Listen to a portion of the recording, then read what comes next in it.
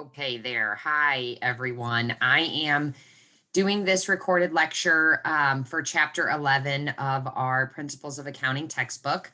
And Chapter 11, we're getting into, or getting back into, I guess I should say, the worksheet and the adjusting entries. So hopefully you remember that 10-column worksheet. I think it was first introduced in Chapter 3 or 4. But we got practice with the worksheet. That's just basically where we're starting with the trial balance, accounts, and amounts. And then we're doing the adjusting entries in the adjustment columns. And then we're updating the balances with the adjusting entry data, and then transferring the adjusted balances over to either the income statement column or the balance sheet and owner's equity columns. And so that's what we're looking at. And then for the adjusting entries, again, some of these are going to look familiar to you, namely the supplies adjusting entry, the adjusting entry for depreciation, the adjusting entry for insurance expense, right? We've gotten practice with those before. The new entries that it talks about in this chapter are the entries for merchandise inventory, the adjusting entries for merchandise inventory. This is both for the periodic inventory system, the perpetual inventory system, and then also the adjusting entries for unearned revenue. I can't remember if we did unearned revenue or not in Principles of Accounting 1, but either way, we're going to look at it in the PowerPoints and then, of course, get some practice with it in class together. But I think a lot of this will look familiar to you. So I'm going to share my screen with you and get the PowerPoints pulled up, and we will go over these PowerPoints together. And so let me start this presentation. Okay, so Chapter 11, again, the worksheet and adjusting entries, both of which we have had practice with together before. So hopefully these will look familiar to you. Because, you know, again, a lot of what they're talking about, we talked about in chapters 3 and 4. And so anyway, hopefully we'll be all right with this. Okay, let's see here. So learning objectives, chapter 11. So prepare an adjustment for unearned revenue. Prepare an adjustment for merchandise inventory under the periodic inventory system. Record adjustment data in a worksheet, including merchandise inventory, unearned revenue, supplies used, expired, insurance, depreciation, accrued wages or salaries. Complete the worksheet. Journalize the adjusting entries for merchandising business under the periodic inventory system. And then prepare and journalize the adjusting entry for merchandise inventory under the perpetual inventory system. Okay, so this insurance adjusting entry, again, we've seen this before. When we prepay for insurance in advance, and then we use up a little bit of that insurance every month. And so in this case, it's telling us insurance expired 3,600.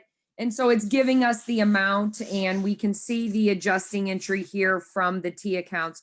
Remember, this is a debit insurance expense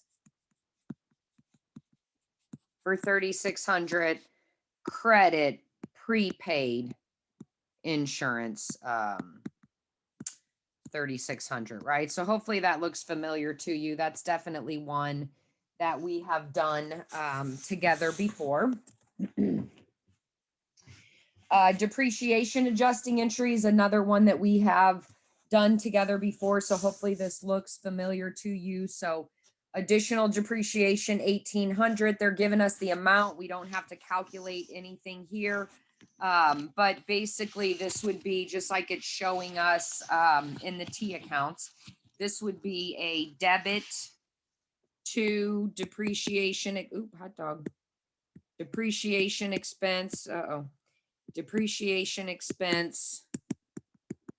A credit to accumulated depreciation.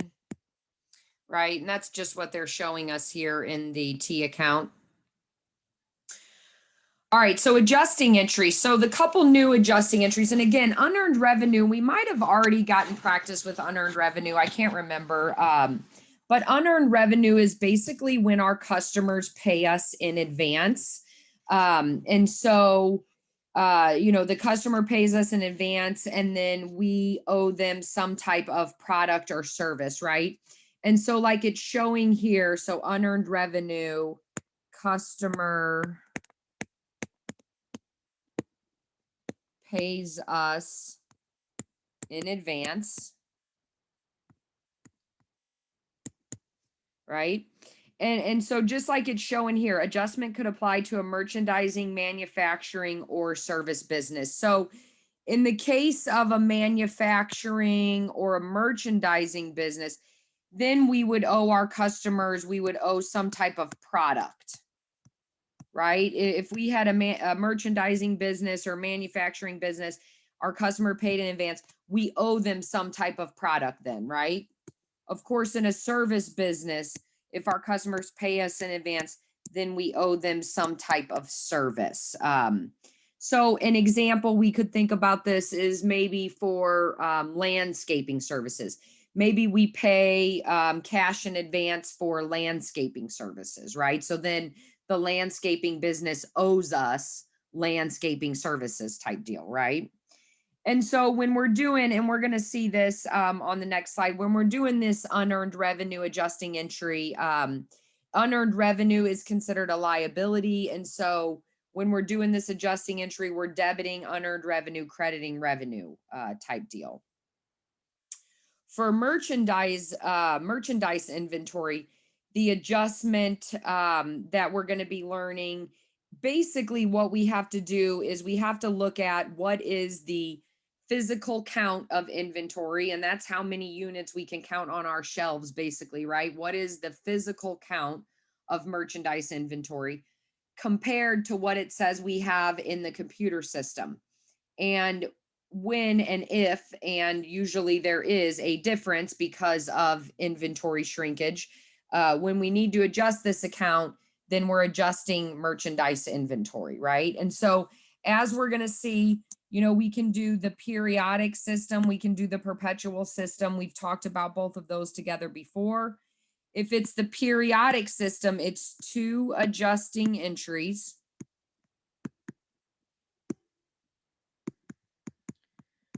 Perpetual is 1 adjusting entry.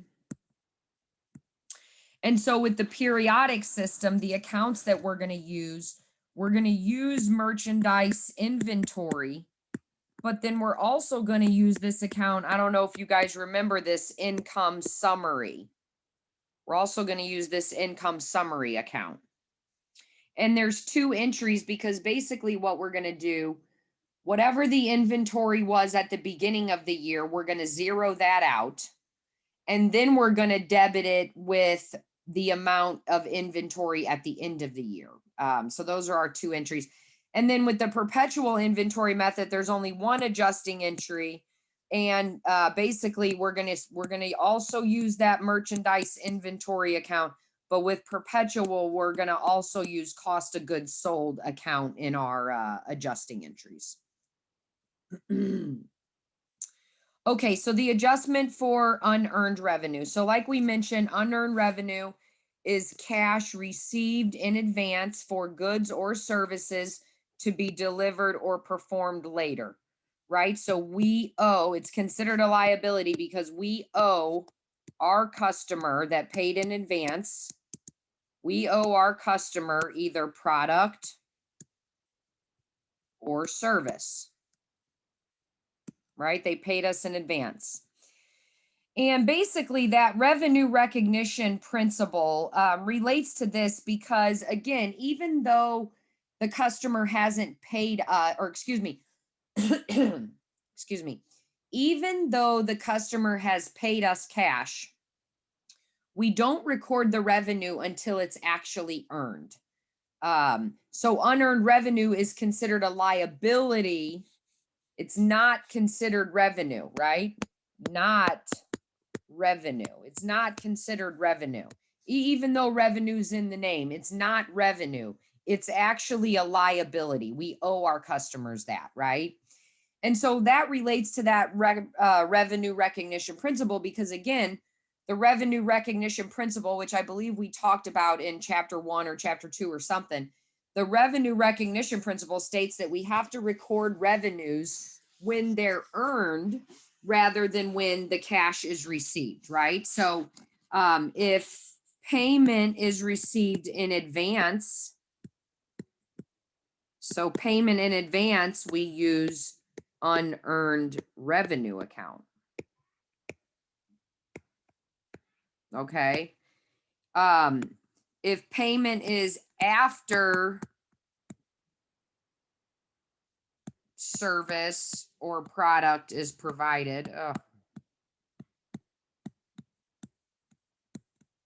So if payment is after service or product is provided, then what do we use? It's an account we use all the time that we've used a lot of times, accounts receivable, right? So with our accounts receivable, think about when we provide a product or a service on account, we're debiting accounts receivable, crediting revenue type deal. We recognize the revenue even though the customer hasn't paid us yet. That's why it's going into accounts receivables, right? Okay, so that adjusting entry for unearned revenue. So just like it shows here, and I know I mentioned this earlier, but when we initially record the prepayment, we record it as a debit to cash, a credit to unearned revenue. And so this example is saying April 1, Reeser Publishing Company receives 73,000 cash for subscriptions paid in advance, records them originally as debits to cash, credits to unearned revenue. So again, the journal entry would be like debit cash, 73,000, credit unearned revenue, 73,000, right? That would be the entry when the customer paid us in advance. And we see that here. Here's the debit to cash. Here's the credit to unearned revenue, unearned subscriptions revenue in this case. And then it says at the end of the year, 32,400 of subscriptions has been earned by research. So that's what we need to do our adjusting entry for, 32,400, right? So just like it's showing on the T accounts, this adjusting entry is a hot dog debit unearned revenue, right? So we debit unearned revenue, 32,400. Credit, hot dog, what did I do?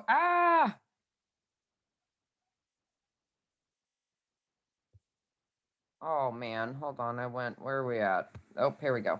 So debit unearned revenue, credit revenue. In this case, they call it subscriptions income, right? And so here was the debit to unearned. Here was the credit to subscriptions revenue. So we're basically just moving it out of the unearned account into now the earned subscriptions income account. All right, here's another example. It says Trey's Landscape Supplies accountant makes an adjusting entry to transfer 1,600, of which which is 2/3 of 2,400. Okay, so 2 months worth of course fees have been earned. Transfer is made from unearned course fees to course fees income. So apparently this is for 3 months of course fees,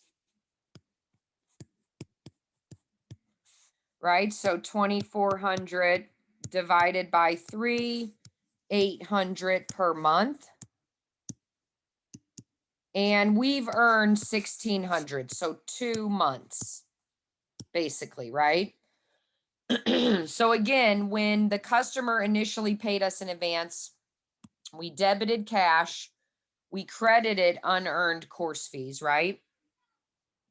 But now 2 months have went by and we've earned 2 months of these course fees. So now we do our adjusting entry, debit unearned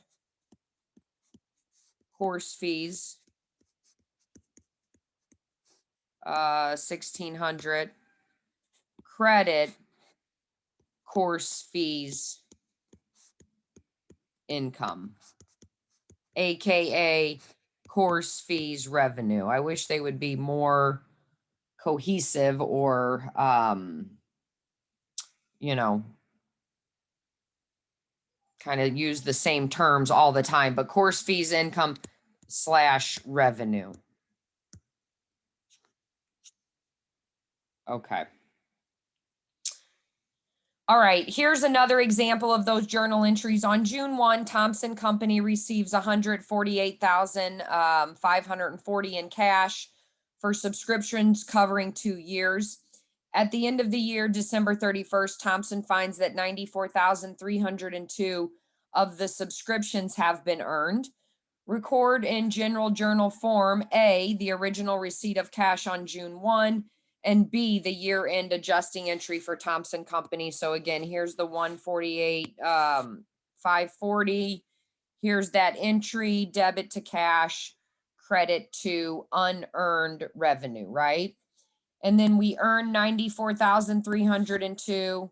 So then we've got to do the opposite to unearned revenue. We've got to debit unearned revenue, credit subscriptions income / that's our revenue account. So we move it out of unearned revenue into our earned revenue. That's not a real great deal here. Let's see if I could do that better. There we go. Okay. All right, so the adjustment for merchandise inventory using the periodic inventory system. So now this is the periodic inventory system. And remember, we said we have 2 entries. They're talking about these 2 entries here. And so physical inventory count of the stock of goods on hand. Again, we always want to at least once a year, where we're any publicly traded corporation is required to take physical inventory count at least once a year. And what that means is we're going to take physical inventory count, we're going to count what's on our shelves, and then we're going to look at, does that match what our computer says? Most times, as we will learn, it does not, because of inventory shrinkage. And I'll just write that here. So inventory shrinkage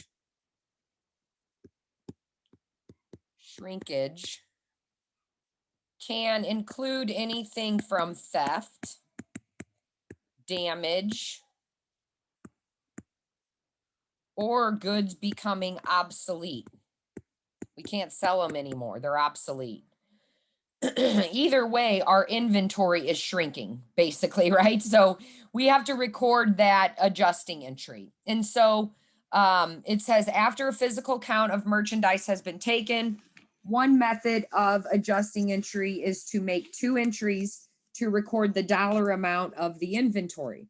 So the first entry is to remove beginning inventory. So let's think about this. So this first entry, number 1 entry, is to remove beginning inventory. Okay, well, merchandise inventory has a normal debit balance. So to remove it, we have to do the opposite. We have to credit it, right? And so that's where that income summary comes in. So we're going to end up debiting income summary for X amount, crediting merchandise inventory, right? This is going to be our first entry to remove the beginning inventory. We're removing the beginning inventory. So we've got to credit merchandise inventory. The debit is to income summary. The second entry is to enter the ending inventory. This is our second entry, to enter the ending inventory. So on this second entry, we're going to be debiting merchandise inventory, right? For increasing it for the ending inventory.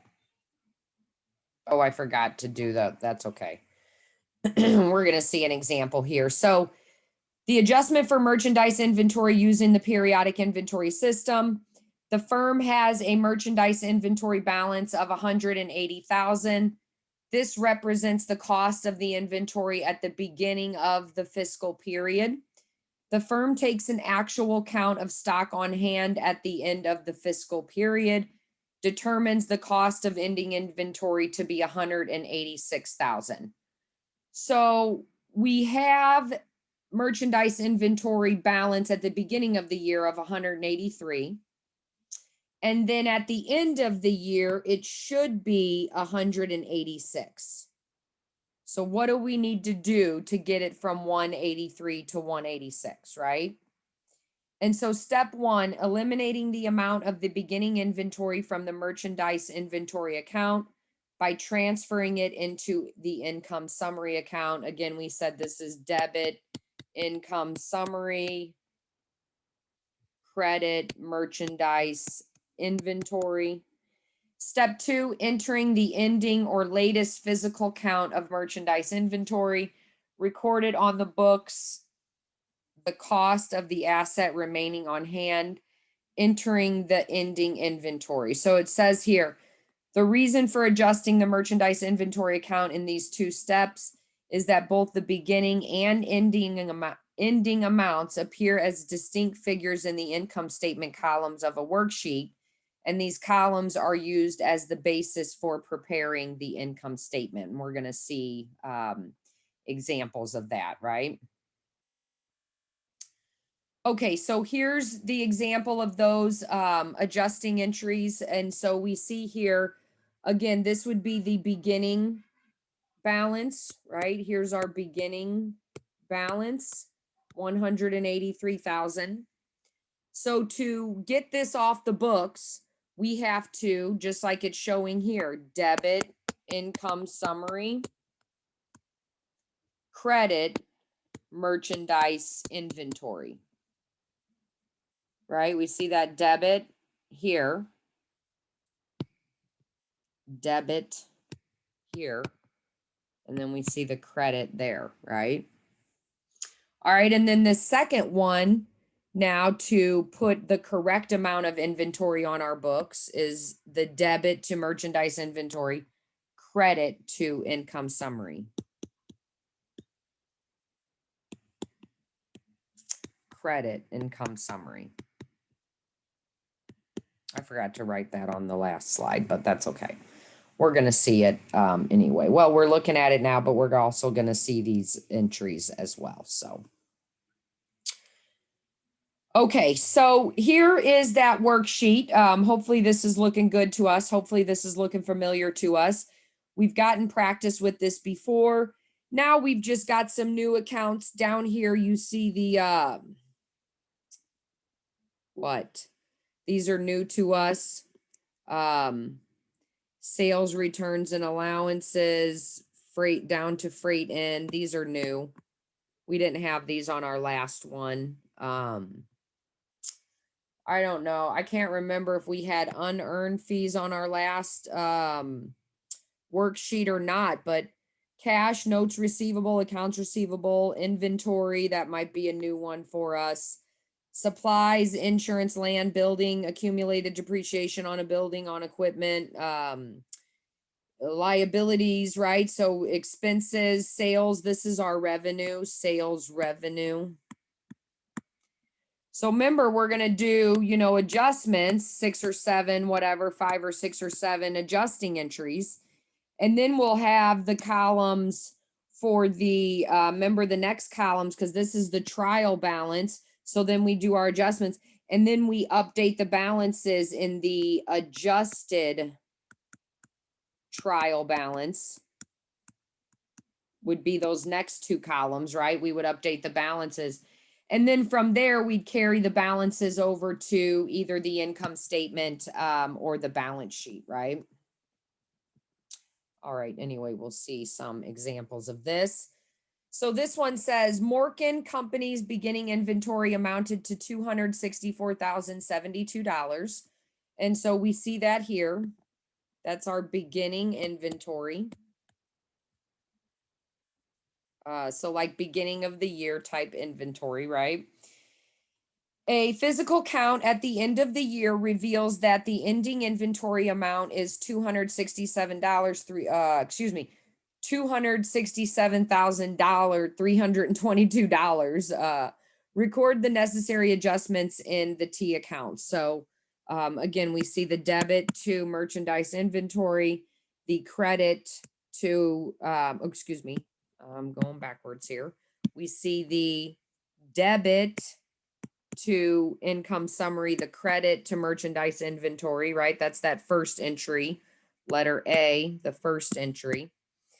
And then to create or to record the actual amount, that's where we have now the debit to inventory, credit to income summary. That's the second entry, right? Entry number 2. Okay, so now let's look at some of these adjustments. So data for the adjustments, 1 of 4. It's going to walk us through, I think on the next slide, it's going to show us each of these, but let's talk about these a little bit. So ending merchandise inventory, 74,000 or 64,000 rather, 800. It's not actually telling us what our beginning is right here. But that's okay. I'm sure it's going to show that to us on the next slide. Course fees earned, 800. So on course fees earned, we're going to end up debiting unearned revenue, crediting revenue is what that adjusting entry would be. Supplies used, we're going to debit supplies expense, credit supplies asset account. Hopefully we remember that one. Insurance expired, we're going to debit insurance expense. We're going to credit prepaid insurance. Hopefully we remember that one. Letter F, we're going to debit depreciation expense, credit accumulated depreciation. Hopefully we remember that one. Same thing for letter G. It looks like letter F is depreciation on the building. So debit depreciation expense for the building, credit accumulated depreciation for the building, right? But it would be the same thing for letter G, except for instead of building, it would say depreciation expense for the equipment, right? And then letter H, wages owed but not paid to employees. This would be like debit wage expense, credit wages payable type deal, right? All right, so this shows us what those look like. So this was the beginning inventory, and so this was them writing off or adjusting the beginning inventory. So that's where we debited the income summary, credited merchandise inventory. And then letter B, this is to record the actual amount of inventory. So debiting merchandise inventory, crediting income summary. Letter C is the debit. This is the unearned revenue adjusting entry. This is the supplies adjusting entry. Insurance adjusting entry, depreciation. Man, my computer's getting really hot. Depreciation, wages, right? Most of these should look familiar to us. If anything, these are the only new ones, but we might have actually done unearned revenue before. I can't remember.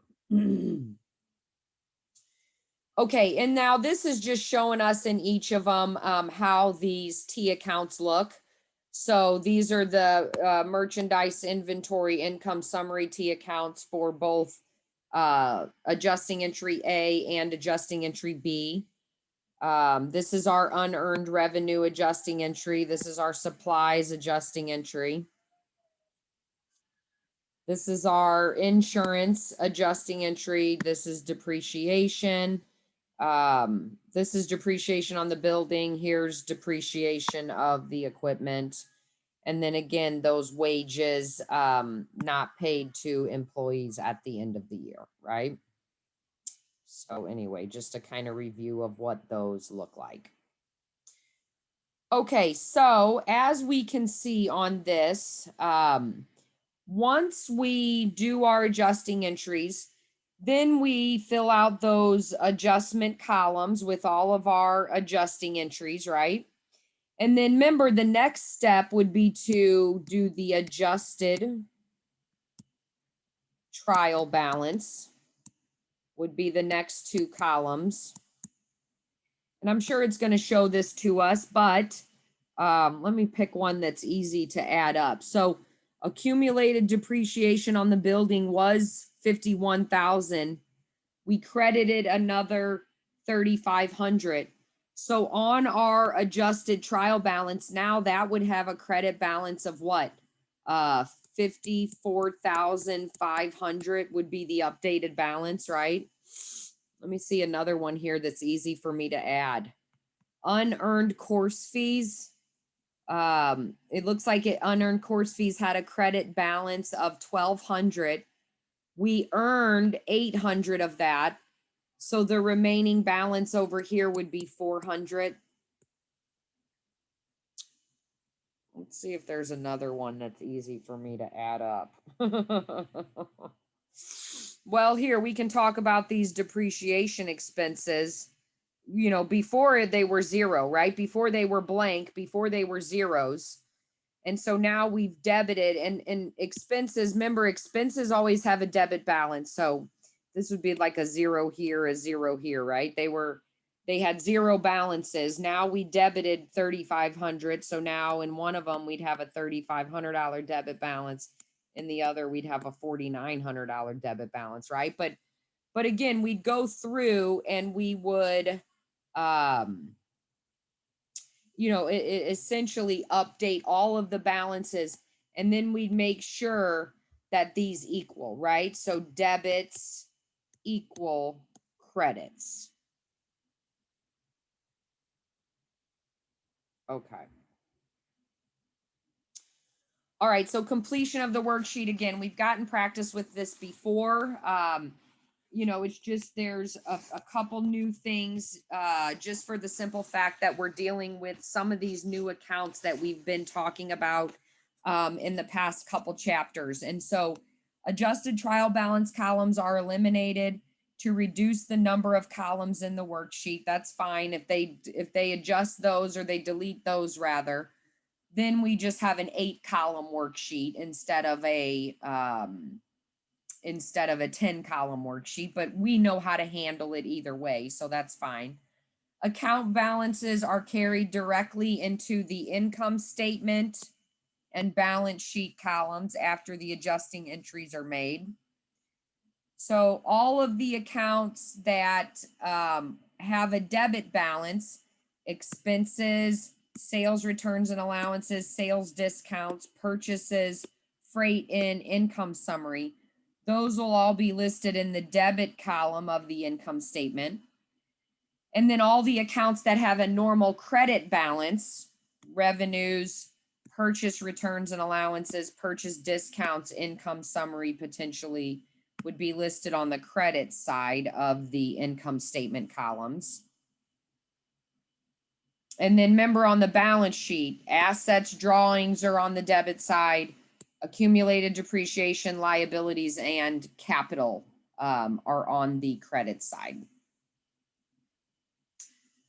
All right, so steps for completion of the worksheet. Step 1, record the trial balance and make sure the total of the debit columns equals the total of the credit columns before going to the adjustments. Number 2, record the adjustments in the adjustment columns and make sure the totals are equal before extending the new totals into the income statement and balance sheet columns. Step 3, complete the income statement and balance sheet columns by recording the adjusted balance of each account. The accounts and classifications pertaining to a merchandising business using the periodic inventory system appear in these columns. So here's an example of this 8-column worksheet, right? So this is an 8-column worksheet. We've gotten practice with the 10-column worksheet, so we've done this and more together. What's new for us, again, are these accounts, you know, purchases, purchase returns and allowance, purchase discount, freight ins, sales returns and allowances, sales discounts. Those are the new accounts to us, but it's just showing us again how this data would be transferred over to the income statement. So these are just accounts that are going to, for the most part, wages payable. This is a balance sheet account. Let's see, do we have any other balance sheet accounts here? No, that looks like the only one.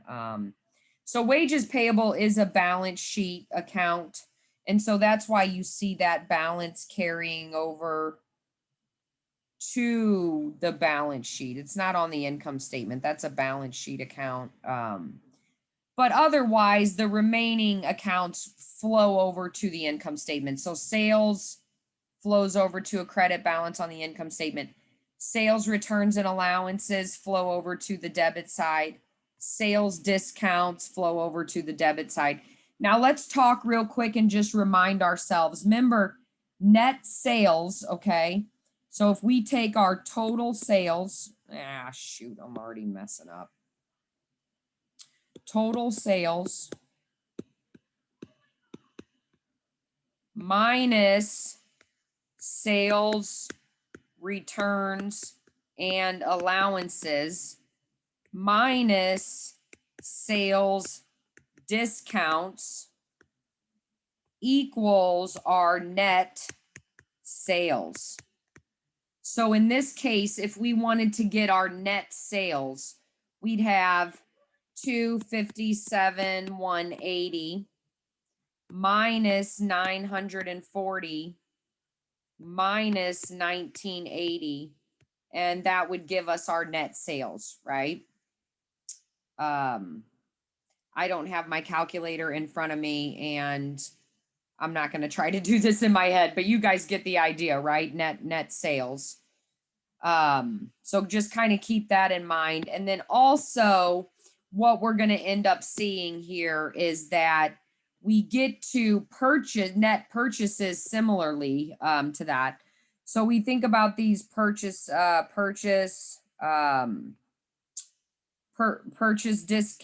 purchase returns and allowances, purchase discounts, freight in, right? So we're going to take our, but basically,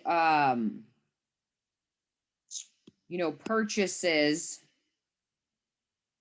minus purchase returns and allowances minus purchase discounts,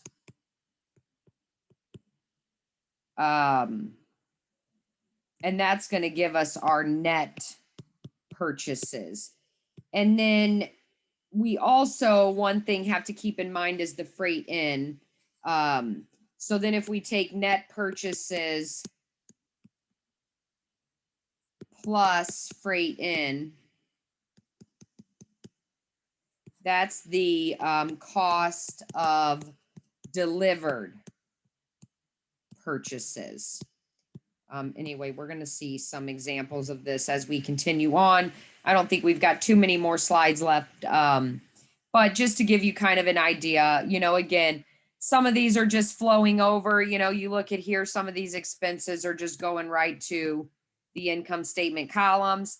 That's because they had zero balances before type deal, right? And so those balances are just being carried forward. Okay. And the difference between these, you know, we think about you know, the difference between debits and credits. Well, remember, debits are like expenses. Credits are like revenues, right? Things that increase revenue or increase net income. So the difference we see here, this 105, 851, that is our, remember the formula for net income: revenues minus expenses equals net income. In this case, credits minus debits equal net income. In this case, net income, because credits are greater than debits, right? So net income, if credits are greater than debits. Net loss, if it's the opposite, if debits are greater than credits. Okay. All right, so adjustments for merchandise inventory using perpetual inventory system. So remember, with the periodic inventory system, we had 2 adjusting entries related to inventory. But now we're going to see with the perpetual inventory system, we only have 1 adjusting entry. And so it says business continually maintains, oops, I didn't mean to cross it out. Continually, AKA perpetually,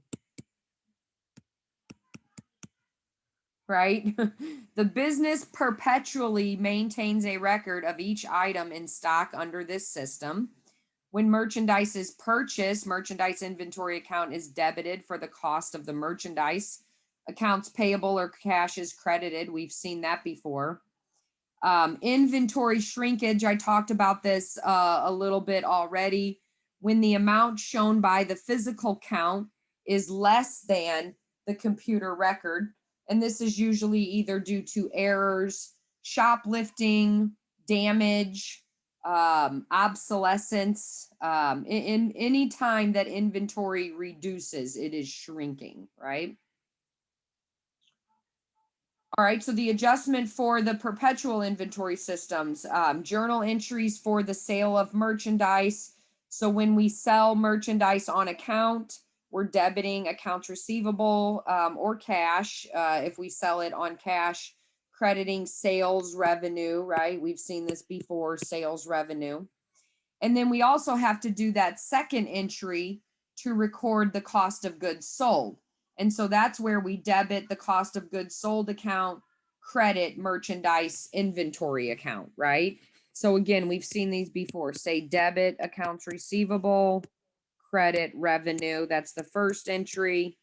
And then debit cost of goods sold, credit merchandise inventory, right? That's the second entry. So this entry is to record the sale,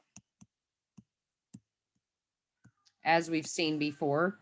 This entry is to record cost of goods sold, and then also to reduce that inventory account. Because we just sold this, we've got to take it out of inventory. We've got to reduce that inventory account. So as we're going to see, the adjusting entry is going to deal with these 2 accounts. We're going to use these accounts for our adjusting entry. Depending on which way we need to go, if we need to reduce merchandise inventory, we're going to do this exact entry. We're going to debit cost of goods sold, credit merchandise inventory. If we need to increase merchandise inventory, we're going to flip-flop it. Then we're going to debit merchandise inventory, credit cost of goods sold. All right, so a comparison of the periodic system versus the perpetual inventory system. So again, we take net sales in both of them, right? We've got net sales for both of them. That's the same. Net sales, members, are total sales minus sales returns and allowances minus sales discounts equals our net sales, right? And so we get to that the same way, either using the perpetual or periodic inventory system, we get to net sales the same way, right? So this is the same with periodic and perpetual, right? Where it's a little bit different here is the cost of goods sold section. So for the periodic inventory system, the cost of goods sold section, we take beginning merchandise inventory plus net purchases. And remember that net purchases is basically the purchases, total purchases minus, and in here, I'll just write it again, purchases, minus purchase discounts. Yeah, okay, that's fine. Minus purchase returns and allowances. That gives us net purchases. And then we say add freight in. And that gives us the cost of, or the delivered cost, however they say it in the book, delivered cost of purchases, right? And so if we add those two together, that's our cost of goods available for sale. And then we just subtract out what we didn't sell. So we subtract 63,200. That gives us cost of goods sold, 61,800. So we take our sales minus cost of goods sold. That's gross profit, 22,200. And so we can see here, that's also our gross profit with the perpetual system. So no matter what system we're using, we're getting to the same bottom line figure, in this case, gross profit. We're getting to the same bottom line figure. It's just the approach to it, or the way these costs are categorized or classified, is what is different. Okay, so the trial balance section of Whitewater Raft's worksheet, if we were using the perpetual inventory system, remember, perpetual inventory system, no purchases account, no purchase discount account, no purchase returns and allowances, no freight in, right? We do use, sales returns and allowances and sales discounts with the perpetual method, right? We learned that in chapter 10.